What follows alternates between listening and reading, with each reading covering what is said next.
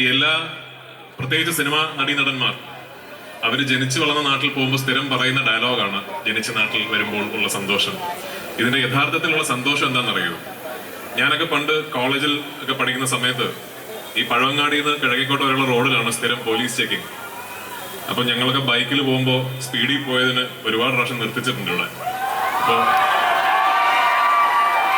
ഇപ്പോഴും ഉണ്ടല്ലേ?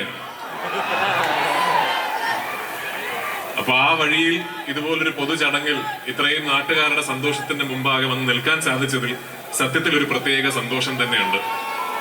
ഇതുപോലെ ഒരു പബ്ലിക് ഇൻഫ്രാസ്ട്രക്ചർ, വലിയ വ്യക്തിത്വങ്ങൾ, വലിയ മഹത് വ്യക്തിത്വങ്ങളുടെ പാരമ്പര്യവും ചരിത്രവും ഉറങ്ങുന്ന മണ്ണാണ്. അപ്പൊ ഇതുപോലൊരു പബ്ലിക് ഇൻഫ്രാസ്ട്രക്ചർ, ആ വ്യക്തിത്വങ്ങളുടെ ഓർമ്മ, ട്രിബ്യൂട്ട് എന്ന നിലയ്ക്ക് അവരെ അനുസ്മരിക്കുന്ന രീതിയിൽ ഒരു കോൺസെപ്റ്റ് പണിതുയർത്തിയ ഈ ഐഡിയേഷൻ ടീമിനാണ് എന്റെ ആദ്യത്തെ ഒരു അഭിനന്ദനം ഞാൻ അറിയിക്കുന്നത്. ഞാൻ ഈ തിരുവനന്തപുരത്ത് ജനിച്ചു വളർന്നിട്ട് പിന്നീട് സിനിമ കുറച്ചുകൂടി എറണാകുളം കേന്ദ്രീകരിച്ച് പ്രവർത്തനം ആരംഭിച്ചപ്പോൾ അങ്ങോട്ട് താമസം മാറിയ ഒരാളാണ്. പക്ഷെ ഇന്നും തിരുവനന്തപുരത്ത് വരുമ്പോഴാണ് എന്റെ എന്നൊക്കെ ഒരു തോന്നൽ എപ്പോഴും ഉണ്ടാകാറുള്ളത്. അപ്പൊ ആ സത്യത്തിൽ എന്റെ മലയാളം ഇങ്ങനെയല്ല കേട്ടോ, ഞാൻ തിരുവനന്തപുരം ഭാഷയിൽ സംസാരിക്കുന്ന ആളാണ്. ഇത് കുറച്ച് ആലങ്കാരികമായി ഭംഗി കൂട്ടി സംസാരിക്കുന്നത് മാത്രം.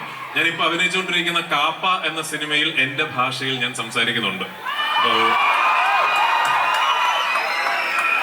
അപ്പൊ എന്തായാലും ഇങ്ങനെ ഒരു ചടങ്ങിൽ നിങ്ങളോടൊപ്പം പങ്കുചേരാൻ സാധിച്ചതിൽ വലിയ സന്തോഷം. പിന്നെ ജീവിതത്തിൽ ആദ്യമായിട്ടാണ് ഒരു മേയർ രാജുവേട്ട എന്ന് വിളിച്ച് അഭിസംബോധന ചെയ്ത് ഒരു പരിപാടിക്ക് ക്ഷണിക്കുന്നത്. അപ്പൊ എന്തായാലും വന്നു കളയാം എന്ന് വിചാരിച്ചു. ഇത്രയും തിരുവനന്തപുരം നിവാസികളെ ഒരുമിച്ച് കാണാൻ സാധിച്ചതിൽ വലിയ സന്തോഷം. എന്റെ നാട്ടിൽ, ഞാൻ ജനിച്ചു വളർന്ന തിരുവനന്തപുരത്ത് ഇതുപോലൊരു പുതിയ പബ്ലിക് ഇൻഫ്രാസ്ട്രക്ചർ വരുന്നു എന്നറിഞ്ഞതിൽ വലിയ സന്തോഷം. ഇതിനെയും വരുന്ന ഒരുപാട് വർഷങ്ങൾ നമ്മൾ തിരുവനന്തപുരത്തുകാർക്ക് ഒരു വലിയ പ്രയോജനമായി മാറട്ടെ. ഇനിയും ഇതുപോലെ ഒരുപാട് പദ്ധതികൾ ആര്യയ്ക്കും ആര്യയുടെ ടീമിനും ഇവിടെ നടത്താൻ സാധിക്കട്ടെ എന്ന് ആശംസിച്ചുകൊണ്ട് ഒന്നുകൂടി ഇവിടെ എത്തിച്ചേർന്ന എല്ലാ പ്രിയപ്പെട്ട നാട്ടുകാർക്കും എന്റെ നന്ദി അറിയിച്ചുകൊണ്ട് ഞാൻ നിർത്തുന്നു. നന്ദി, നമസ്കാരം.